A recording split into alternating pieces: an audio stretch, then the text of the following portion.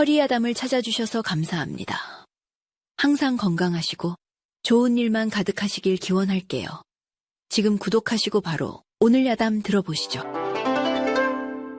청명한 가을 하늘 아래 새로 부임하는 사또의 행차가 먼지를 일으키며 고을 어귀로 들어서고 있었습니다. 길게 늘어선 행렬의 위세는 잠옷 위풍당당했지요. 붉고 푸른 깃발이 바람에 나부끼고 잘 훈련된 관아의 군사들이 창칼을 번쩍이며 행렬의 양옆을 호위했습니다. 백성들은 길가에 납작 엎드려 새로운 고을 원님의 얼굴도 제대로 보지 못한 채 머리를 조아리고 있었습니다. 행렬의 중심 8명의 교군이 맨 화려한 가마 안에는 젊은 사또 이한울이 굳은 표정으로 앉아 있었습니다. 그는 올해 갓 25의 나이로 얼마 전 과거에서 장원급제한 총명한 인재였습니다. 임금의 총애를 한 몸에 받으며 첫 부임지로 이곳에 오게 된 그의 가슴은 백성을 위한 정치를 펼치겠다는 뜨거운 이상과 열정으로 가득 차 있었지요. 행렬이 마을의 가장 큰 어귀인 장터 입구에 다다랐을 때였습니다. 갑자기 길가에 엎드려 있던 백성들 사이에서 남루한 행세에게 처녀 하나가 비명을 지르며 뛰쳐나왔습니다. 그녀는 이판사판의 기세로 행렬의 가장 앞을 막아서며 길바닥에 큰 대자로 드러누워 버렸습니다. 멈추시오, 멈추어. 갑작스러운 소란에 말들이 놀라 울부짖고 행렬은 급하게 멈춰 섰습니다. 포졸들이 달려들어 처녀를 끌어내려 했지만 그녀는 죽기 살기로 버티며 사또가 탄 가마를 향해 목이 터져라 절규했습니다. 사또 나리, 제발 멈추시오. 오늘 이 길로 행차하시면 나리는 반드시 죽게 될 것입니다. 제 꿈에 똑똑히 보았단 말입니다. 그녀의 이름은 다나. 전국을 정처 없이 떠도는 장돌뱅이 처녀였습니다. 며칠 전 이 고을에 잠시 머물게 된 그녀는 간밤에 끔찍한 악몽을 꾸었던 것입니다. 꿈속에서 그녀는 바로 이 자리에서 사또의 가마가 지나는 바로 그 순간 길 옆에 낡은 정자나무가 벼락이라도 맞은 듯 굉음과 함께 쓰러져 가마를 덮치는 끔찍한 광경을 생생하게 보았습니다.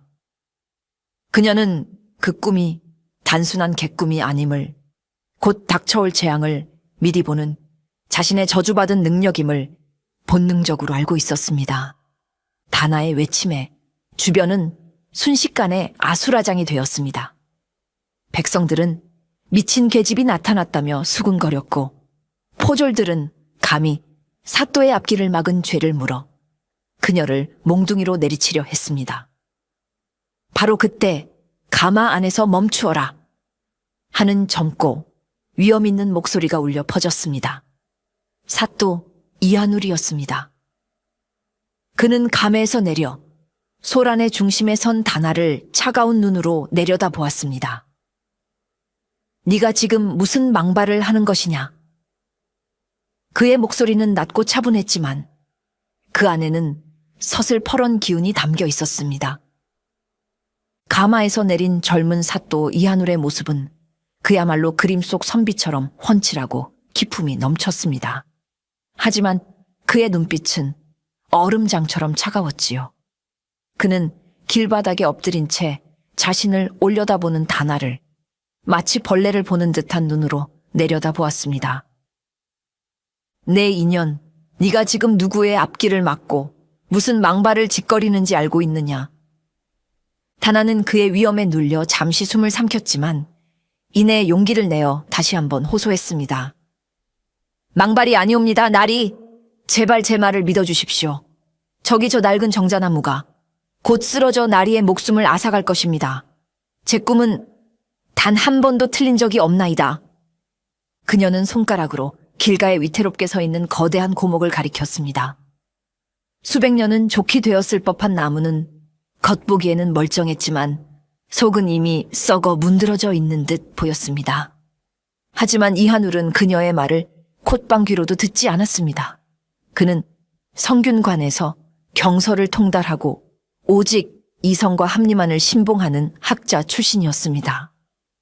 꿈이니 예언이니 하는 미신에 가까운 이야기는 그에게 그저 어리석은 백성들을 현혹하는 요망한 망발에 불과했지요.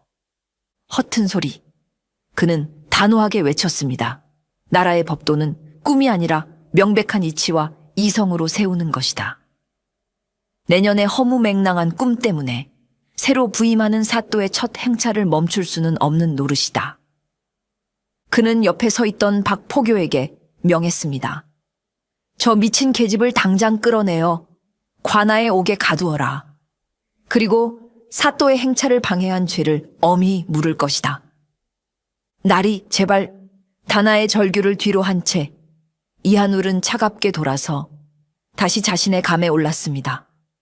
그는 이번 소동을 새로운 사또의 기강을 시험하려는 불순한 세력의 소행이거나 혹은 그저 정신 나간 계집의 해프닝 정도로 치부해버렸습니다. 그는 교군들에게 아무 일 없었다. 어서 행차를 계속하도록 하라. 고명했습니다. 포졸들에게 양팔을 붙들린 채 끌려가던 다나는 절망적인 눈으로 멀어져 가는 사또의 가마를 바라보았습니다. 어리석은 사람, 고집 센 사람. 그녀는 자신의 경고를 무시한 젊은 사또의 운명이 이제는 하늘에 맡겨졌음을 직감했습니다. 그녀가 할 수 있는 일은 이제 아무것도 없었습니다. 그녀는 차가운 관아의 옥에 갇히는 신세가 되었고 그녀의 진심 어린 예언은 그저 미친 계집의 망발이 되어 흩어지고 말았습니다. 사또 이한울의 행렬은 소란이 있었던 장터 입구를 지나 다시 위풍당당하게 나아가기 시작했습니다. 이한울은 가마 안에서 눈을 감고 방금 전에 불미스러운 일을 애써 머릿속에서 지우려 했습니다. 그의 마음은 온통 앞으로 이 고을을 어떻게 다스릴 것인가에 대한 원대한 포부로 가득 차 있었지요. 행렬이 한참을 나아가 마을 외곽의 작은 계곡을 가로지르는 낡은 나무다리에 이르렀을 때였습니다. 다리는 꽤 오래되어 보였고 몇몇 나무 판자는 썩어 위태로워 보였지만 사람 하나쯤 건너기에는 무리가 없어 보였습니다. 행렬의 선두에 섰던 기수와 군사 몇이 먼저 조심스럽게 다리를 건넜고 아무런 문제가 없음을 확인한 뒤 이한울이 탄 가마가 다리 위로 올라서기 시작했습니다. 바로 그 순간이었습니다. 우지끈 콱과광. 갑자기 하늘이 무너지는 듯한 굉금과 함께 낡은 나무다리가 순식간에 두 동강 나며 아래 계곡으로 무너져 내렸습니다. 이한울이 탄 가마는 미처 피할 틈도 없이 다리의 잔해와 함께 아수라장 속으로 곤두박질 쳤습니다. 으악! 교군들의 비명소리와 말들이 놀라 울부짖는 소리가 뒤섞여 현장은 그야말로 아비규환이 되었습니다. 다행히 계곡의 깊이가 깊지 않고 아래에 진흙이 많았던 덕분에 최악의 참사는 면할 수 있었습니다. 가마는 박살이 났지만 교군들의 희생 덕분에 이한울은 약간의 타박상만 입고 구사일생으로 목숨을 건질 수 있었지요. 하지만 몇몇 군사들은 부러진 다리 잔해에 깔려 크게 다쳐 신음하고 있었습니다. 흑투성이가 된 채 부하들의 부축을 받고 일어선 이한울은 눈앞의 처참한 광경을 망연히 바라보았습니다. 그의 온몸은 공포와 충격으로 떨리고 있었습니다. 그리고 그의 뇌리를 스쳐 지나가는 한 처녀의 절규. 오늘 이 길을 가면 사또 나리는 반드시 죽게 될 것입니다. 물론 그녀가 예언한 것은 쓰러지는 정자나무였지 무너지는 다리는 아니었습니다. 하지만 오늘 이 길에서 사또가 죽을 뻔한 사고가 일어난 것은 명백한 사실이었습니다. 장소는 달랐지만 그녀의 악몽 같은 예언은 소름 끼치도록 정확하게 실현된 것입니다. 만약 계곡이 조금만 더 깊었더라면 혹은 가마가 바위 위로 떨어졌더라면 자신은 지금쯤 싸늘한 시신이 되어 있었을 것입니다. 이한울은 온몸에 소름이 돋는 것을 느꼈습니다. 그는 더 이상 그 처녀의 말을 미친 계집의 망발로 치부할 수 없었습니다. 그의 이성적인 세계관이 이해할 수 없는 거대한 현상 앞에서 송두리째 흔들리기 시작했습니다. 그는 박포교를 불러 떨리는 목소리로 명했습니다. 관하로 돌아가는 즉시 옥에 갇힌 그 계집을 나에게 데려오너라. 그날 밤 사또의 집무실에는 무거운 침묵이 흘렀습니다. 이한울은 촛불 아래서 낮에 사고 보고서를 몇 번이고 다시 읽어보았지만 글자들이 눈에 들어오지 않았습니다. 그의 머릿속은 온통 그 신비한 장돌뱅이 처녀에 대한 생각으로 가득 차 있었지요. 얼마 후 박포교가 다나를 데리고 들어왔습니다.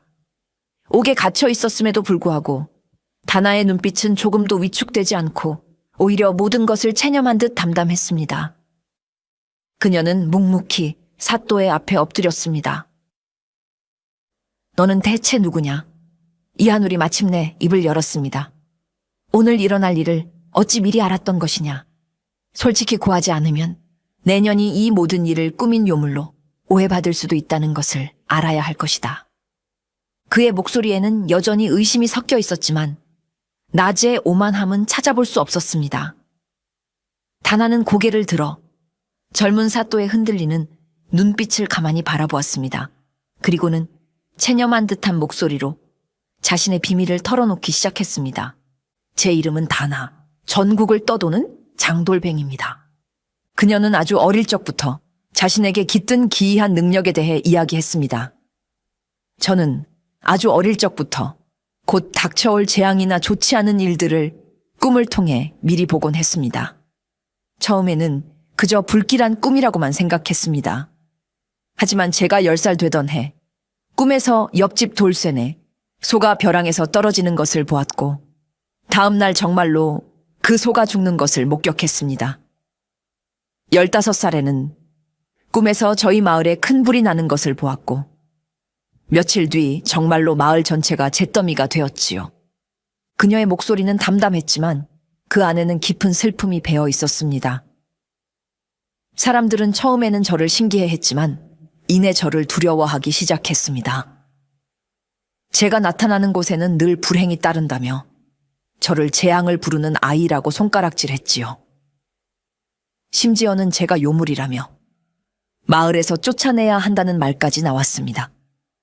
그녀는 결국 16 어린 나이에 정든 고향을 등지고 정처 없는 떠돌이 신세가 되었습니다. 그녀는 자신의 능력이 축복이 아니라 끔찍한 저주라고 믿게 되었습니다. 불행을 미리 볼 수는 있지만 그것을 막을 힘은 없었기 때문입니다. 오히려 사람들에게 경고했다가 미친 사람 취급을 받거나 더 큰 미움을 받기 일쑤였지요. 그래서 저는 그 누구에게도 제 능력을 말하지 않고 악몽을 꿀 때마다 그곳을 떠나 정처 없이 떠돌아다니며 살아왔습니다. 한 곳에 정을 붙이면 그곳에 불행을 보게 되고 그 불행을 막지 못하는 제 자신이 괴로워 견딜 수가 없었기 때문입니다. 그녀는 고개를 숙였습니다.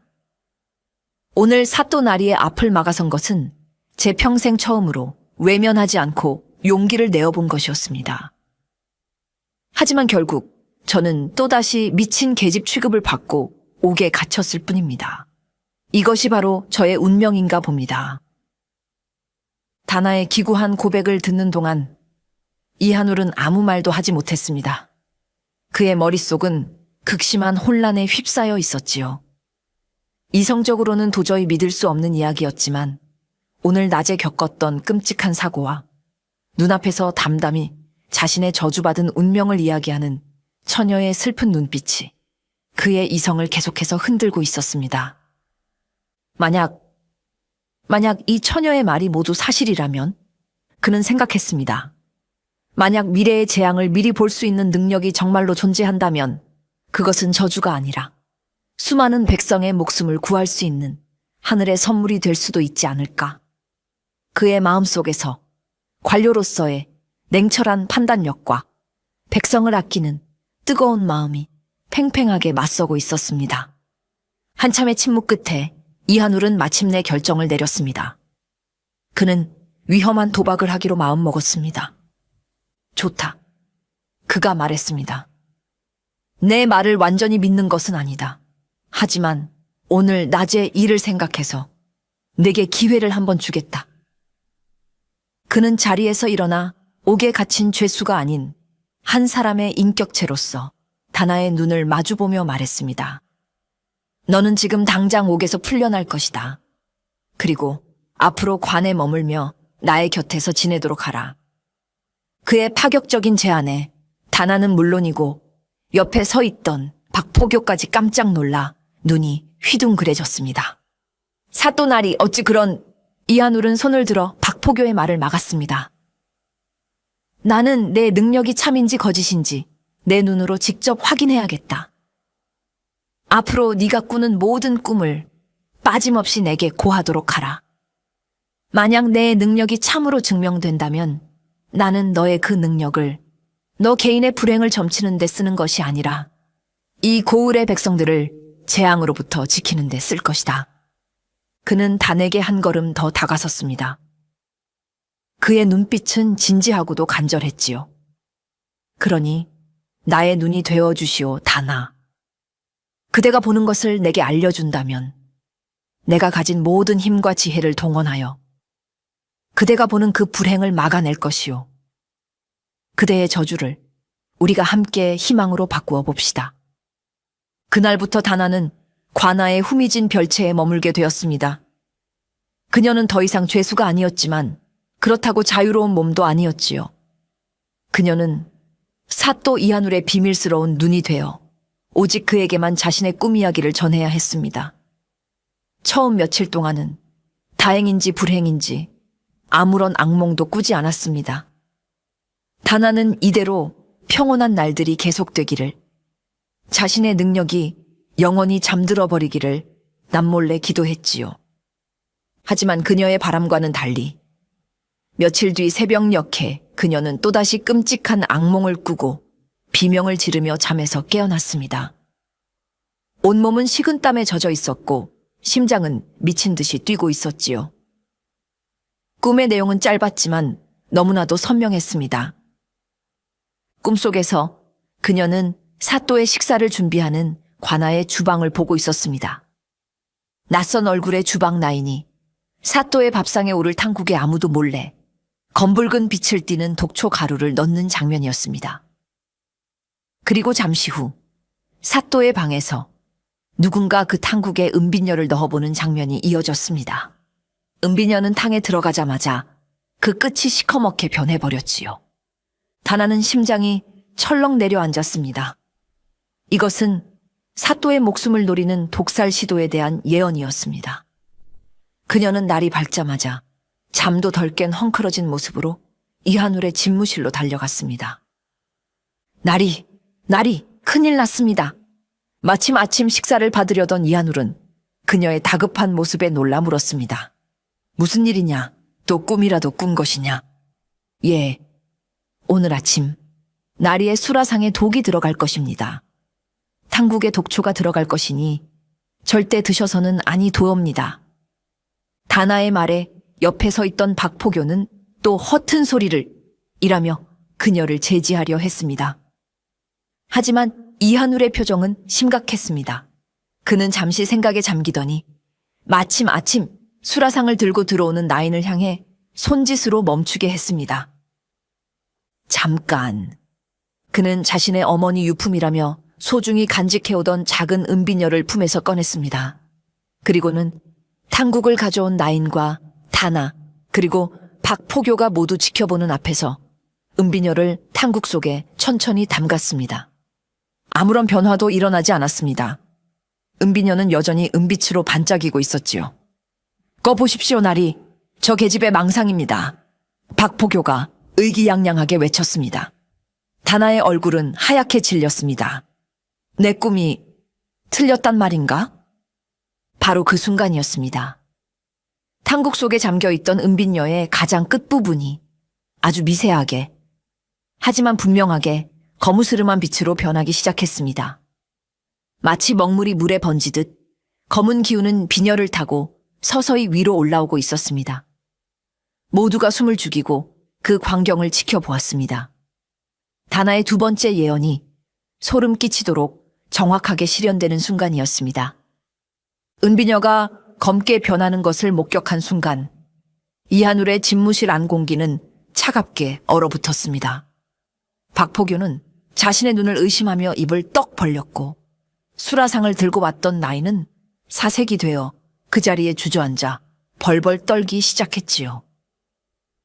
내 인연, 네가 감히 사또나리를 독살하려 했구나. 바른 대로 고하지 못할까? 박포교가 나인의 멱살을 잡고 추궁했지만 그녀는 저는 아무것도 모릅니다. 그저 주방에서 내어준 음식을 가져왔을 뿐입니다. 라며 울며 애원할 뿐이었습니다. 이한울은 차갑게 가라앉은 목소리로 명했습니다. 당장 주방을 폐쇄하고 관련된 자들을 모두 잡아들여 족치거라. 그리고 이 음식에 들어간 독이 무엇인지 의원을 불러 즉시 확인하도록 하라. 그의 명령에 관아는 순식간에 발칵 뒤집혔습니다. 포졸들이 주방으로 들이닥쳤을 때 다나의 꿈에 나타났던 바로 그 낯선 얼굴의 나이는 이미 종적을 감춘 뒤였습니다. 그녀는 독살 시도가 실패했음을 깨닫고 미리 도망친 것이 분명했습니다. 하지만 남겨진 음식과 식기들을 통해 그녀가 사용한 독이 아주 희귀하고 치명적인 서역의 독초라는 사실이 밝혀졌지요. 이한울은 자신의 등줄기를 타고 흐르는 식은땀을 느꼈습니다. 만약 다나의 경고가 없었더라면 자신은 지금쯤 싸늘한 시신이 되어 있었을 것입니다. 그는 이제 다나의 능력을 완전히 믿게 되었습니다. 그리고 동시에 자신의 목숨을 노리는 보이지 않는 적이 바로 이 고을 내부에, 그것도 관아 깊숙한 곳까지 손을 뻗치고 있음을 확신하게 되었지요. 그는 밤늦도록 집무실에 홀로 앉아 사건의 조각들을 맞추어 보았습니다. 나의 부임을 방해하려 했던 다리 붕괴 사고, 그리고 오늘 아침의 독살 시도. 범인은 누구일까? 나의 어떤 점이 그들의 심기를 건드렸을까? 내가 이 고을에 부임함으로써 손해를 보게 될 자는 누구인가? 그의 머릿속에 한 사람의 얼굴이 어렴풋이 떠올랐습니다. 바로 이 고을의 상권을 장악하고 있는 거상이자 인자한 웃음으로 자신을 가장 먼저 찾아와 환영해 주었던 허대행수였습니다. 그의 인자한 미소 뒤에 무언가 서늘하고 계산적인 눈빛이 숨겨져 있었음을 이한울은 이제야 어렴풋이 기억해냈습니다. 하지만 아직은 심증뿐 물증은 없었습니다. 이한울은 다나를 자신의 방으로 조용히 불렀습니다. 다나, 오늘 네가 나의 목숨을 구했다. 고맙다. 그는 처음으로 그녀에게 진심 어린 감사를 표했습니다. 그리고는 어느 때보다 진지한 표정으로 그녀에게 말했지요. 우리의 보이지 않는 적은 생각보다 더 깊고 잔인한 자인 것 같다. 이제부터는 너와 나 둘만의 싸움이다.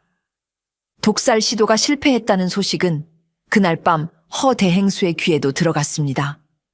그는 자신의 비밀스러운 사랑채에서 신복으로부터 보고를 받으며 차를 마시고 있었지요.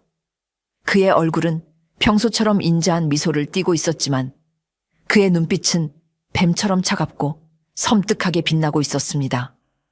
실패했단 말이냐? 송구하옵니다, 나리.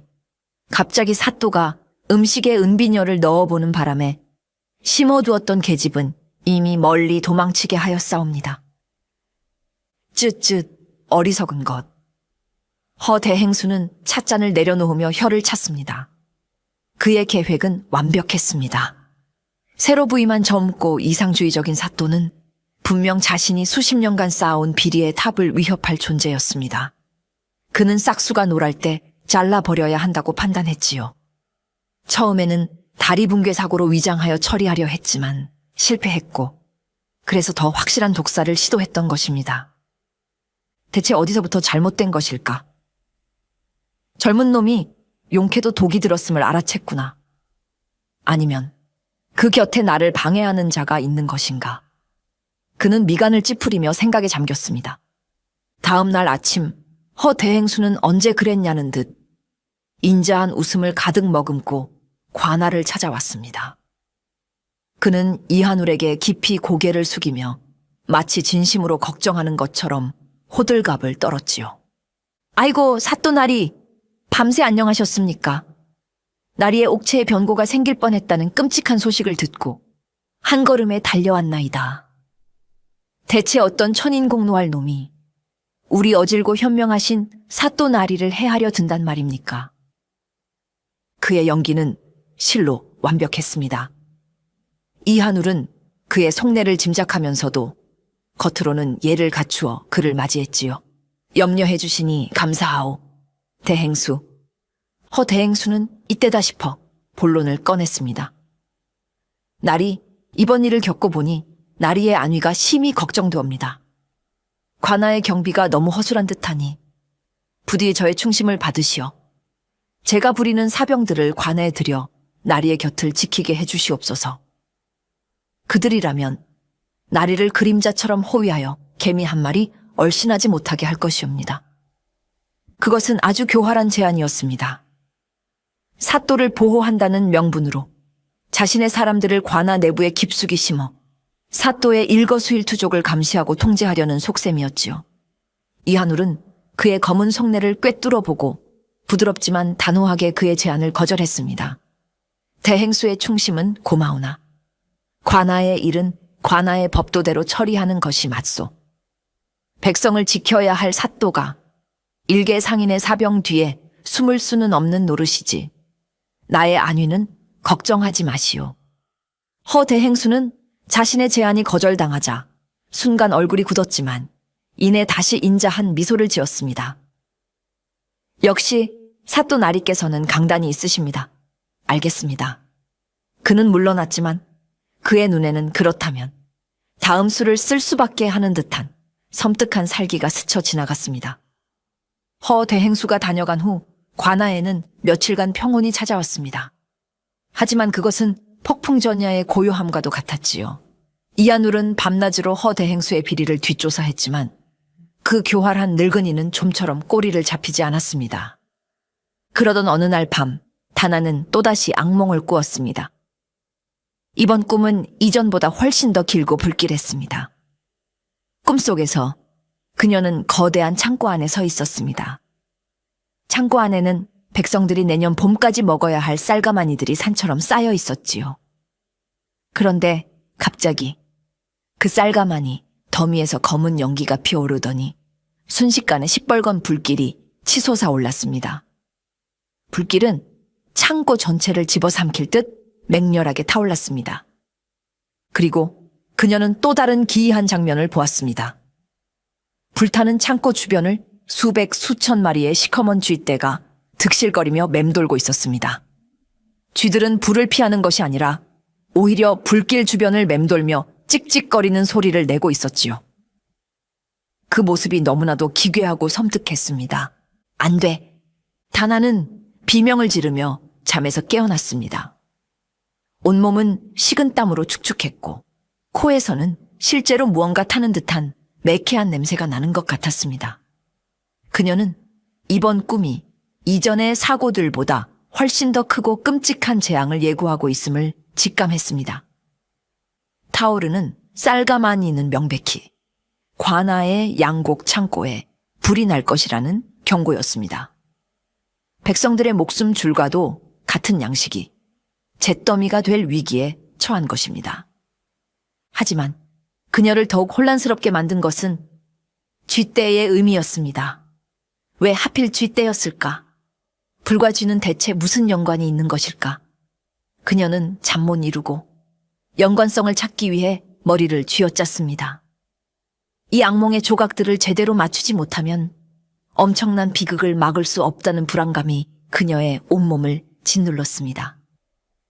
다음 날 아침, 다나는 퀭한 눈으로 이한울을 찾아가 간밤에 꾼 악몽에 대해 모두 털어놓았습니다. 날이 큰일 났습니다.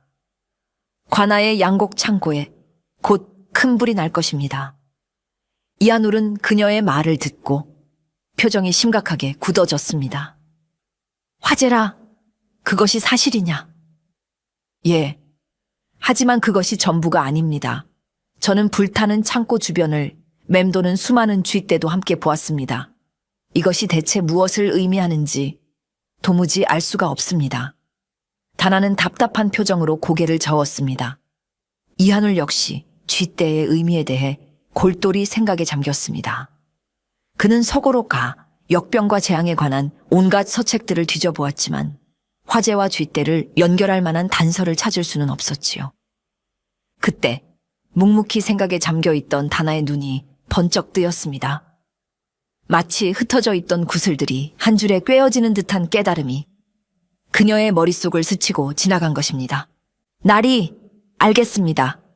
쥐떼의 의미를 알겠습니다. 그녀는 흥분한 목소리로 외쳤습니다. 이한울과 박포교의 시선이 모두 그녀에게로 쏠렸지요. 쥐는 본래 곡식을 훔쳐먹는 동물이 아니옵니까? 그녀는 자신의 추리를 빠르게 설명하기 시작했습니다. 이것은 누군가 오랫동안 관아의 양곡을 몰래 빼돌려 왔다는 것을 의미하는 것입니다. 쌀가마니에 불을 지르려는 것은 단순히 백성들을 굶주리게 하려는 것뿐만 아니라 그동안의 모든 장부 조작과 횡령의 증거를 인멸하기 위한 수작인 것입니다. 그녀의 놀라운 추리에 이한울은 무릎을 탁 쳤습니다. 과연 그렇구나. 화재로 모든 것이 잿더미가 되면 얼마나 많은 양곡이 사라졌는지 누구도 확인할 수 없을 테니 범인은 바로 양곡 관리에 책임을 맡고 있는 자와 연관이 있을 것이다. 모든 것이 명확해졌습니다. 이것은 단순한 방화 사건이 아니라 고을의 근간을 뒤흔드는 거대한 비리 사건이었습니다. 그리고 그 배후에는 틀림없이 허대행수가 자리하고 있을 터였습니다. 다나, 네가 또 한 번 큰 공을 세웠다. 이한울은 그녀의 총명함에 감탄하며 즉시 박포교에게 명했습니다. 당장 양곡 창고의 모든 장부를 가져오고 창고지기를 비롯한 모든 관련자들을 잡아들여 신문하도록 하라. 그리고 창고의 경비를 2배로 강화하고 단 한 톨의 쌀이라도 외부로 나가지 못하도록 철통같이 지키거라. 이한울의 명이 떨어지자 관아는 즉시 분주하게 움직였습니다. 박포교는 포졸들을 이끌고 양곡 창고로 달려가 창고지기와 인부들을 모두 잡아들여 신문을 시작했지요. 이한울은 직접 창고로 가 장부와 실제 재고를 일일이 대조하며 비리의 흔적을 찾으려 애썼습니다. 하지만 범인은 생각보다 훨씬 더 치밀했습니다. 장부는 한치의 오차도 없이 완벽하게 정리되어 있었고 잡아들인 창고지기와 인부들은 하나같이 입을 다물고 아무것도 모른다 는 말만 되풀이할 뿐이었습니다. 그들 뒤에 허대행수라는 거대한 배후가 버티고 있으니 섣불리 입을 열 수 없었던 것입니다. 이한울과 다나는 며칠 밤낮으로 장부를 파고들었지만 결정적인 증거를 찾아내지 못했습니다. 시간은 속절없이 흘러갔고 창고의 경비는 날이 갈수록 느슨해지기 시작했지요. 이한울 역시 다나의 꿈이 이번에는 틀렸던 것은 아닐까, 혹은 자신이 너무 성급하게 판단했던 것은 아닐까 하는 의심이 들기 시작했습니다. 그가 잠시 방심한 바로 그 순간 비극은 현실이 되고야 말았습니다. 그날 밤 관의 비상사태를 알리는 다급한 종소리가 울려 퍼졌습니다. 불이야, 양곡 창고에 불이 났다. 이한울과 다나가 놀라 달려가 보았을 때 양곡 창고는 이미 거대한 화매에 휩싸여 있었습니다. 시뻘건 불길이 밤하늘을 집어삼킬 듯 맹렬하게 타올랐고 쌀이 타는 매캐한 연기가 사방에 진동했지요. 관아의 모든 인원이 동원되어 불을 끄려 애썼지만 한 번 붙은 불의 기세는 너무나도 거세어 속수무책이었습니다. 결국 불길은 다음 날 아침이 되어서야 겨우 잡혔습니다. 하지만 백성들의 겨울 양식이 보관되어 있던 거대한 창고는 흉물스러운 잿더미와 검은 기둥만 남긴 채 완전히 소실된 후였습니다. 백성들의 목숨줄이 하룻밤 사이에 모두 잿더미로 변해버린 것입니다. 이 소식이 전해지자 고을의 민심은 흉흉해지기 시작했습니다. 그리고 바로 그때 기다렸다는 듯이 허대행수가 나타나 백성들을 선동하기 시작했습니다. 그는 불타버린 창고 앞에서 눈물을 흘리는 척 연기하며 외쳤지요. 여러분, 보시오. 젊고 경험 없는 사또가 부임한 뒤로 우리 고을에 재앙이 끊이지 않고 있습니다. 다리가 무너지고 독살 시도가 일어나더니 이제는 우리 모두의 양식까지 잿더미가 되지 않았습니까? 이 모든 것은 사또가 부덕하기 때문입니다. 그의 교활한 선동에 굶주림에 대한 공포에 휩싸인 백성들의 마음은 서서히 흔들리기 시작했습니다. 이한울은 하루아침에 고을에 재앙을 몰고 온 무능한 사또로 낙인 찍힐 위기에 처한 것입니다. 양곡 창고가 불타버린 사건은 이한울에게 씻을 수 없는 치명타가 되었습니다. 백성들의 원성은 하늘을 찔렀고 관아 내부에서조차 그의 지도력에 대한 의심의 목소리가 나오기 시작했지요. 그는 완벽하게 고립되었습니다. 그리고 이 모든 것이 허대행수가 치밀하게 계획한 계략의 결과임을 그는 뼈저리게 느끼고 있었습니다. 놈은 나를 무능한 사또로 만들어 백성들의 신임을 잃게 한 뒤 결국 이 고을에서 쫓아내려 하는 것이다. 이대로 물러설 수는 없다. 놈의 목에 칼을 들이댈 수 있는 마지막 기회는 반드시 온다. 이한울은 이 위기를 정면으로 돌파하기로 결심했습니다. 그는 더 이상 수세에 몰려 방어만 하는 것이 아니라 직접 미끼가 되어 범인을 잡기 위한 위험한 함정을 파기로 마음먹었습니다. 그는 다나와 박포교만을 조용히 자신의 방으로 불렀습니다. 그리고는 자신의 계획을 털어놓았지요. 며칠 뒤면 우리 고을에서 가장 큰 가을 축제가 열린다. 나는 그날 모든 경호를 물리치고 평복 차림으로 백성들과 어울려 축제를 즐기겠다고 공표할 것이다. 그의 말에 박포교가 기겁을 하며 말렸습니다. 날이 아니 되옵니다. 그것은 너무나도 위험한 일이옵니다. 범인이 그 기회를 놓칠 리가 없습니다. 바로 그것을 노리는 것이다. 이한울은 차분하게 말했습니다. 놈은 내가 완전히 무력해지는 그 순간을 반드시 노릴 것이다. 내가 스스로를 위험에 노출시켜야만 놈은 방심하고 모습을 드러내겠지. 그것이 우리가 놈을 잡을 수 있는 유일한 방법이다. 그것은 자신의 목숨을 거는 아슬아슬한 도박이었습니다. 다나는 불안한 눈으로 그를 바라보았습니다. 날이 만약 제 꿈에 아무것도 보이지 않는다면 어찌하시렵니까? 그렇다면 그것 또한 나의 운명이겠지. 이한울은 담담하게 말했습니다. 하지만 그의 눈은 다나를 향한 굳건한 믿음으로 빛나고 있었습니다. 아니, 나는 믿는다. 너의 눈이 반드시 우리에게 길을 보여줄 것이라고. 그러니 너는 오직 꿈에만 집중하도록 하라. 나머지는 내가 모두 준비하겠다. 다음 날 이한울의 공표대로 사또가 축제날 백성들과 함께하기 위해 모든 격식을 버리고 단출한 행차를 할 것이라는 방이 온 고을에 나붙었습니다. 허대 행수는 그 소식을 듣고 자신의 때가 왔음을 직감하며 회심의 미소를 지었습니다. 그는 이한울의 목숨을 끊을 마지막 자객을 준비하기 시작했습니다. 축제를 하루 앞둔 밤, 다나는 극도의 긴장감 속에서 잠이 들었습니다. 그녀의 어깨 위에는 이제 사또 이한울의 목숨이 달려 있었습니다.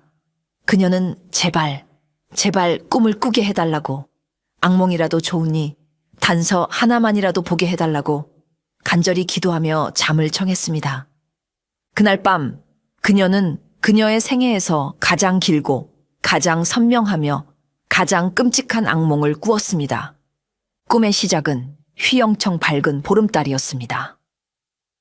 달이 하늘 한가운데, 즉 자시를 알리며 높이 떠 있었지요. 그리고 장면이 바뀌어 마을에서 가장 높은 곳에 있는 종각의 모습이 보였습니다. 축제를 맞아 종각에는 오색연등이 아름답게 걸려 있었지만 그 분위기는 이상하게도 스산하고 불길했습니다. 그녀의 시선은 종각의 가장 높은 누각으로 향했습니다. 그곳 난간에 이한울 사또가 홀로 서서 마을의 야경을 내려다보고 있었습니다. 바로 그 순간 그의 등 뒤 어둠 속에서 검은 복면을 쓴 자객 하나가 소리 없이 나타나 번쩍이는 단도를 그의 심장을 향해 내리꽂으려 했습니다. 안 돼. 다나가 비명을 지르려는 순간 꿈은 더욱 기이한 장면을 보여주었습니다. 그녀는 자객의 복면 넘어 그의 눈을 보았습니다. 그리고 그 눈이 낮에 스쳐 지나갔던 허대행수의 충직한 집사와 똑같다는 것을 깨달았지요. 그리고 마지막 장면, 종각이 아닌 허대행수의 비밀스러운 사랑채였습니다. 그는 타오르는 화토불 앞에 앉아 두꺼운 비단 장부 하나를 불 속에 던져 넣고 있었습니다. 장부가 불타며 그 안에 적힌 수많은 숫자와 이름들이 재로 변해갔습니다. 그는 그 모습을 보며 섬뜩하고 만족스러운 미소를 짓고 있었지요. 다나는 비명을 지르며 잠에서 깨어났습니다. 모든 것이 너무나도 선명했습니다. 범행의 시간은 자시, 장소는 마을의 종각, 범인은 허대행수의 집사, 그리고 범행의 동기는 바로 저 불타는 비단 장부, 즉 그의 모든 비리를 기록한 비밀 장부를 영원히 묻어버리려는 것이었습니다. 그녀는 더 이상 지체할 시간이 없었습니다. 동이 트기도 전에 그녀는 이한울의 방으로 달려가 문을 두드렸습니다. 그녀의 손에는 간밤에 본 모든 것을 기록한 떨리는 글씨의 종이가 들려 있었습니다. 마지막 결전의 시간과 장소, 그리고 범인의 얼굴까지 모든 조각이 마침내 맞춰진 것입니다. 가을 축제 당일, 마을은 온통 축제 분위기로 들썩였습니다. 하지만 관아 내부에는 차갑고 팽팽한 긴장감이 감돌고 있었지요. 이한울은 다나의 예언을 바탕으로 마지막 함정을 치밀하게 준비했습니다. 그는 박포교와 가장 신임하는 정의 포졸들에게만 비밀리에 계획을 알리고 그들을 종각 주변 곳곳에 삿갓을 쓴 평범한 구경꾼으로 위장시켜 매복시켰습니다. 해가 지고 축제가 절정에 달했을 무렵, 이한울은 약속대로 화려한 관복 대신 수수한 선비의 옷차림으로 관아를 나섰습니다. 그는 박포교만을 대동한 채 백성들과 어울려 축제를 즐기는 척하며 천천히 마을에서 가장 높은 종각으로 향했습니다. 달이 휘영청 밝아 하늘의 중앙에 걸릴 무렵, 이한울은 마침내 종각의 가장 높은 누각 위에 올랐습니다. 그는 난간에 기댄 채 등불이 별처럼 반짝이는 마을의 야경을 내려다보았지요. 그의 등 뒤, 어두운 그림자 속에는 언제든 덮쳐올 죽음의 위협이 도사리고 있었습니다. 그의 손은 자신을 보호할 유일한 무기인 작은 호신용 단도를 꽉 쥐고 있었습니다. 예정된 시간이 되자 종각의 어둠 속에서 한 그림자가 소리 없이 스르륵 모습을 드러냈습니다. 다나의 꿈에 나왔던 그대로 검은 복면으로 얼굴을 가린 자객이었습니다. 그의 손에는 서슬퍼런 단도가 들려 있었지요. 그는 쥐죽은 듯 조용한 발걸음으로 이한울의 등 뒤로 다가왔습니다. 자객이 단도를 치켜들고 이한울의 심장을 향해 내리꽂으려던 바로 그 순간이었습니다. 이한울이 바람처럼 몸을 돌려 그의 공격을 아슬아슬하게 피했습니다. 내 놈이구나. 이한울의 차가운 목소리가 울려 퍼졌습니다. 자객은 자신의 기습이 실패하자 당황한 기색도 없이 곧바로 자세를 고쳐 잡고 이한울을 향해 맹렬하게 달려들었습니다. 좁은 종각, 누각 위에서 두 사내의 목숨을 건 치열한 싸움이 시작되었습니다. 챙! 채챙! 칼과 칼이 부딪히는 날카로운 소리가 축제의 소음을 뚫고 밤하늘에 울려 퍼졌습니다. 자객의 칼솜씨는 예상보다 훨씬 더 날카롭고 치명적이었습니다. 이한울은 필사적으로 맞섰지만 점차 수세에 몰리기 시작했습니다. 이한울이 자객과 사투를 벌이고 있는 동안 종각 바로 맞은편에 있는 다락방 창가에서는 다나가 숨을 죽이고 그 광경을 지켜보고 있었습니다. 그녀의 앞에는 작은 북 하나가 놓여 있었지요. 이것은 이한울이 준비한 함정의 마지막 부분이었습니다. 다나, 너는 나의 눈이 되어주는 것을 넘어 나의 귀와 입이 되어주어야 한다. 저 높은 곳에서 너는 우리보다 훨씬 더 넓고 정확하게 모든 것을 볼 수 있을 것이다. 내가 위험에 처하거나 범인이 도망치려 할 때 이 북소리로 아래에 있는 포졸들에게 신호를 보내라. 북소리가 한 번 울리면 포위망을 좁히고 두 번 울리면 즉시 들이닥치는 것이다. 모든 작전의 성공은 너의 손에 달려 있다. 다나는 이한울의 말을 떠올리며 북채를 쥔 손에 힘을 주었습니다. 그녀의 눈은 한순간도 종각 위에서 벌어지는 싸움에서 떨어지지 않았습니다. 이한울이 검의 팔을 스쳐 피를 흘리는 순간 그녀의 심장은 철렁 내려앉았지만 그녀는 침착함을 잃지 않았습니다. 자객은 이한울을 궁지로 몰아넣고 마지막 일격을 가하려 했습니다. 바로 그때 다나가 약속된 신호에 따라 북을 치기 시작했습니다. 둥, 둥, 둥. 그녀의 북소리는 단순한 소리가 아니었습니다. 그것은 자객의 움직임을 묘사하는 암호였습니다. 오른쪽으로 두 걸음, 뒤로 한 걸음, 다시 칼을 휘두르는 소리. 그녀의 북소리는 마치 눈을 감고도 싸움의 모든 것을 볼 수 있게 해주는 듯 정확하고 절도 있게 울려 퍼졌습니다. 아래에 매복해 있던 박포교와 포졸들은 다나의 북소리에 맞추어 일사불란하게 움직였습니다. 그들은 소리 없이 종각을 에워싸며 보이지 않는 거대한 그물을 펼쳤습니다. 종각 위의 자객은 자신도 모르는 사이에 완벽하게 고립되었습니다. 그는 이한우를 끝내지 못하자 도망을 치기 위해 누각 아래로 뛰어내렸습니다. 하지만 그가 발을 내딛는 곳마다 마치 기다렸다는 듯이 포졸들이 나타나 그의 앞을 가로막았습니다. 그는 마치 보이지 않는 소리에 그물에 갇힌 짐승처럼 허둥대며 발버둥칠 뿐이었습니다. 마침내 박포교가 그의 등 뒤에서 나타나 단숨에 그를 덮쳐 제압하는 데 성공했습니다. 완벽한 체포 작전이었습니다. 자객이 생포되는 것을 자신의 사랑채 누각에서 초조하게 지켜보고 있던 허대행수는 모든 계획이 실패했음을 깨닫고 사색이 되었습니다. 그는 즉시 자신의 모든 비리가 담긴 비밀 장부를 불태워 증거를 인멸하고 야반도주할 채비를 서둘렀습니다. 그가 막 중요한 짐 몇 가지만을 챙겨 뒷문으로 빠져나가려던 순간이었습니다. 그의 앞을 가로막는 한 처녀의 그림자, 바로 다나였습니다. 그녀는 북을 치는 임무를 마친 뒤 이한울의 명에 따라 곧장 이곳으로 달려온 것이었습니다. 어딜 가시렵니까? 대행수 어르신. 다나의 목소리는 차갑고 고요했습니다.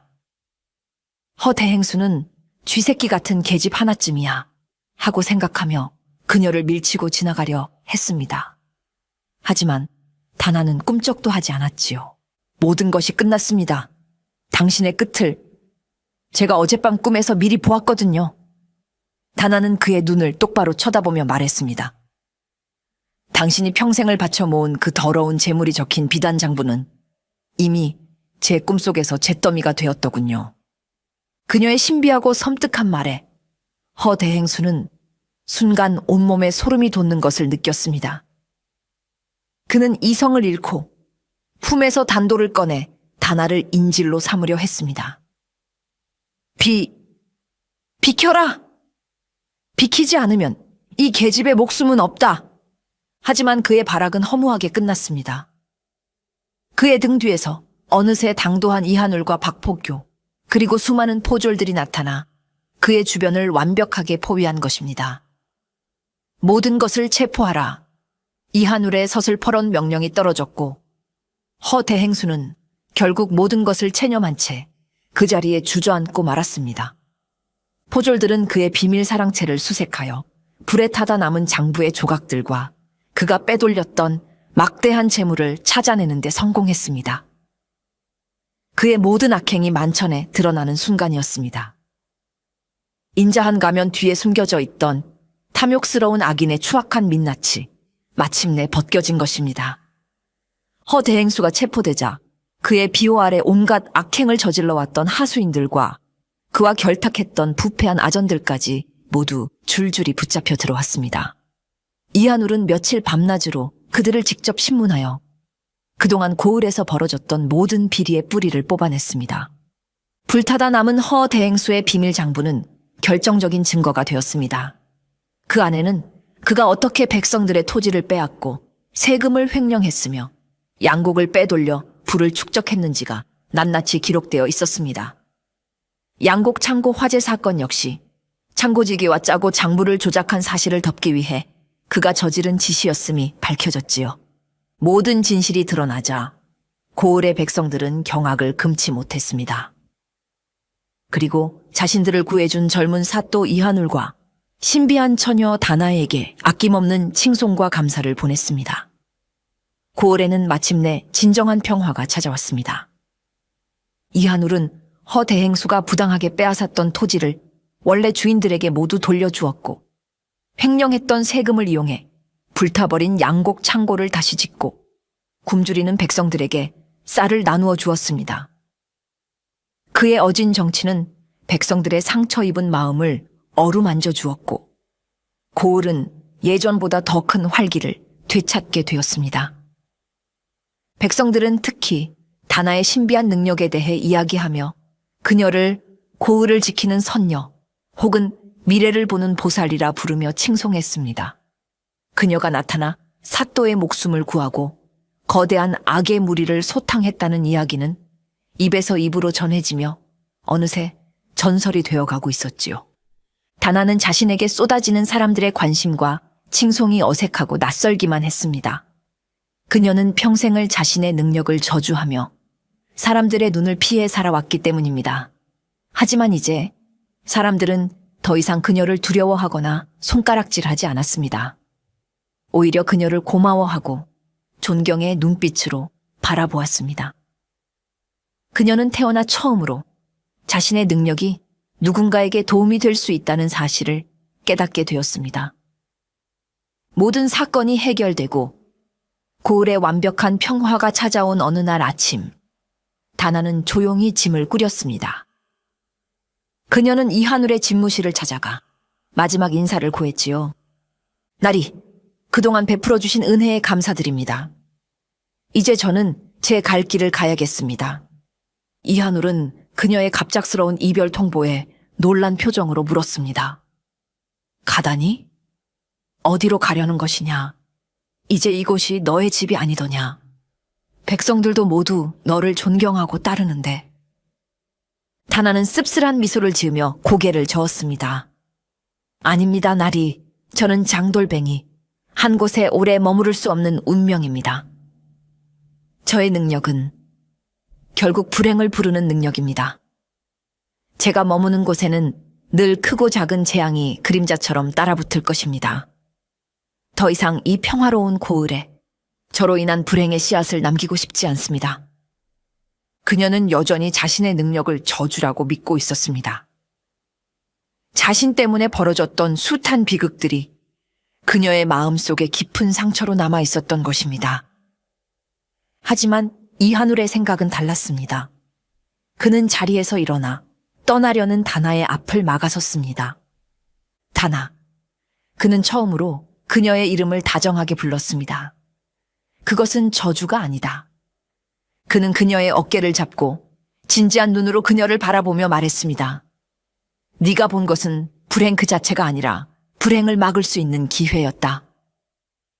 너의 눈이 아니었다면 나는 이미 이 세상 사람이 아니었을 것이고 이 고을은 여전히 저 악독한 자의 소나귀에서 고통받고 있었을 것이다. 너의 능력은 불행을 부르는 것이 아니라 불행을 이겨낼 힘을 주는 아주 귀하고 소중한 능력이다. 그는 단호하게 말했습니다. 그러니 더 이상 도망치지 마라. 너는 더 이상 너의 능력을 두려워하며 숨어 살 필요가 없다. 이곳에 머물며 너의 힘을 좋은 곳에 쓰도록 하라. 내가 너의 곁에서 너를 지켜줄 것이다. 그의 진심 어린 말에 다나의 눈동자가 세차게 흔들렸습니다. 그녀를 저주받은 아이가 아닌 귀한 능력을 가진 사람으로 인정해준 최초의 사람이었습니다. 그녀가 평생을 기다려왔던 위로의 말이었습니다. 이한울은 흔들리는 다나의 눈빛을 보며 자신의 마음속에 품고 있던 진심을 모두 꺼내놓기로 결심했습니다.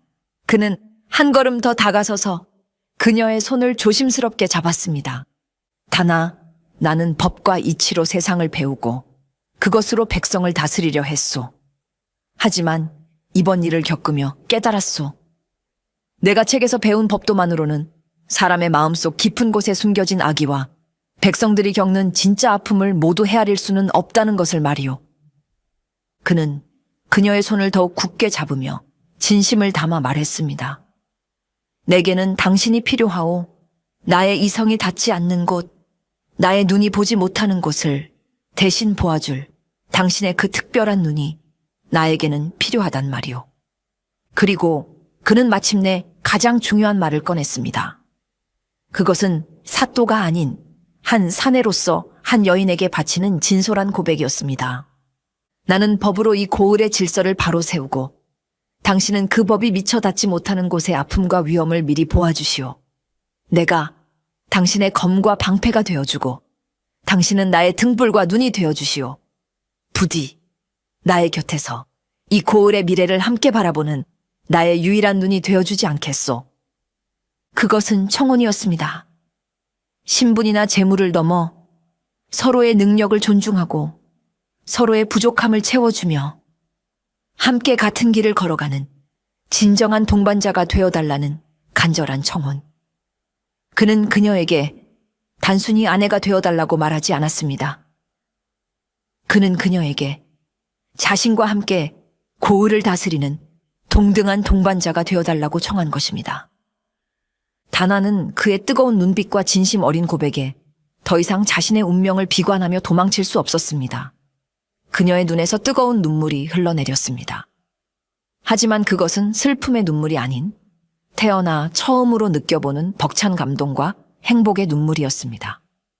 그녀는 눈물을 흘리며 환하게 미소 지었습니다. 그리고는 아주 천천히 하지만 분명하게 고개를 끄덕였습니다.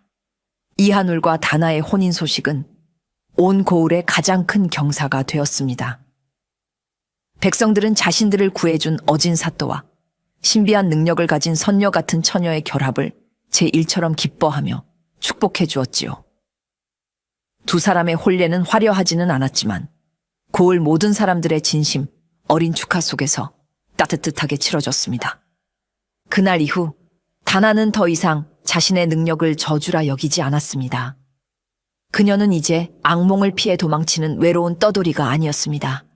그녀는 자신의 능력을 받아들이고 그것을 다스려 사람들을 돕는 존경받는 사또의 아내가 되었습니다.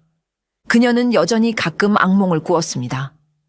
어느 해에는 흉년이 들 것을 미리 꿈에서 보고 이한울에게 알려주어 고을 전체가 굶주림을 피할 수 있도록 도왔습니다. 또 어떤 해에는 큰 홍수가 날 것을 미리 보아 제방을 쌓고 백성들을 안전한 곳으로 대피시켜 수많은 목숨을 구하기도 했지요. 그녀의 악몽은 더 이상 그녀 혼자만의 고통이 아니었습니다. 그녀의 곁에는 그녀의 꿈 이야기를 귀담아 듣고 그것을 현실에서 해결해 줄 현명하고 든든한 남편 이한울이 함께 있었기 때문입니다. 그녀는 미래를 보고 그는 현재를 다스렸습니다. 두 사람은 서로의 가장 완벽한 반쪽이 되어 고을을 그 어느 때보다 평화롭고 풍요롭게 다스렸습니다. 사람들은 말했습니다. 젊은 사또 이한울의 어진 정치와 그의 아내 다나의 신비한 지혜가 합쳐져 그 고을에는 재앙이 비껴가고 행복만이 가득하게 되었다고. 그렇게 악몽을 꾸던 장돌뱅이 처녀와 이성만을 믿던 젊은 사또의 이야기는 한편의 아름다운 전설이 되어 오래오래 사람들의 입에서 입으로 전해졌다고 합니다.